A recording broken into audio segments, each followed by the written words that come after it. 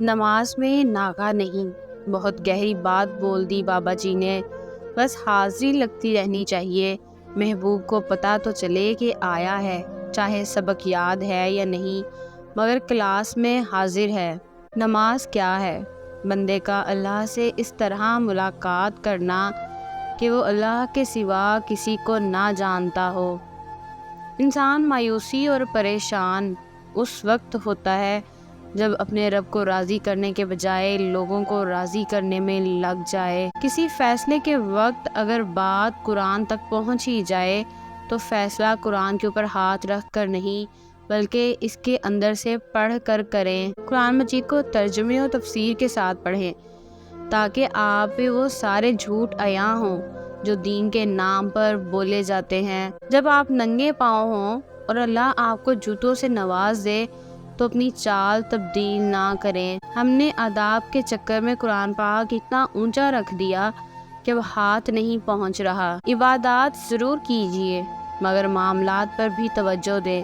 کعبے کے چکر لگانے سے لوگوں کو دیے ہوئے چکر معاف نہیں ہوتے۔ رشتوں کی بقا کے لیے رابطے ضروری ہیں، کیونکہ بھول جانے سے تو اپنے ہاتھوں سے لگائے درخت بھی سوکھ جاتے ہیں۔ برداشت کرنا بزدلی نہیں بلکہ زندگی کا ایک اہم اصول ہے۔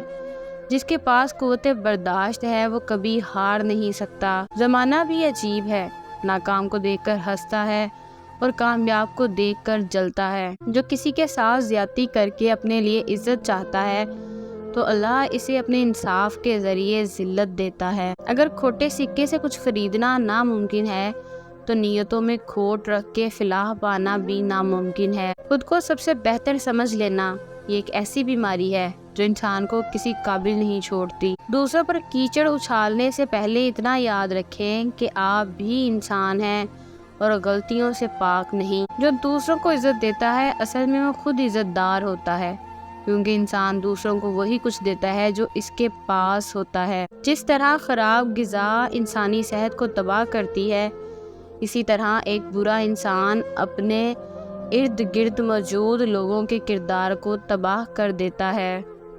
اختلافات کے باوجود کسی سے احترام سے پیش آنا کمزوری نہیں، بہترین تربیت اور خاندانی ہونے کی دلیل ہے۔ اچھے لوگوں کی مثال اس موم بتی کی مانند ہے جو خود تکلیف اٹھا کر دوسروں کو روشنی مہیا کرتی ہے۔ کسی کو خوشی دینا صدقہ ہے اور کسی کو دکھ دینا قرض ہے جو آپ کو ایک نہ ایک دن کسی اور کے ہاتھوں سے ضرور ملے گا۔ لوگوں کے عیبوں سے اس طرح غافل ہو جائیں جیسے نیند کے وقت آپ دنیا سے غافل ہو جاتے ہیں۔ زندگی بھی کیا عجیب چیز ہے، ایک دن مرنے کے لیے پوری زندگی جینا پڑتا ہے۔ اپنے ہاتھ سے کی ہوئی نیکی اور دوسرے سے سرزد ہونے والے گناہ کا تذکرہ کسی سے نہ کرو، یہ تمہارے کردار کا امتحان ہے۔ برائی کو خود میں اور اچھائی کو دوسروں میں تلاش کرو، یہی آپ کی سب سے بڑی اچھائی ہوگی۔ ایک دوسرے کو سہارا دینا بھی نیکی ہے۔ کان تو سب کے سنتے ہیں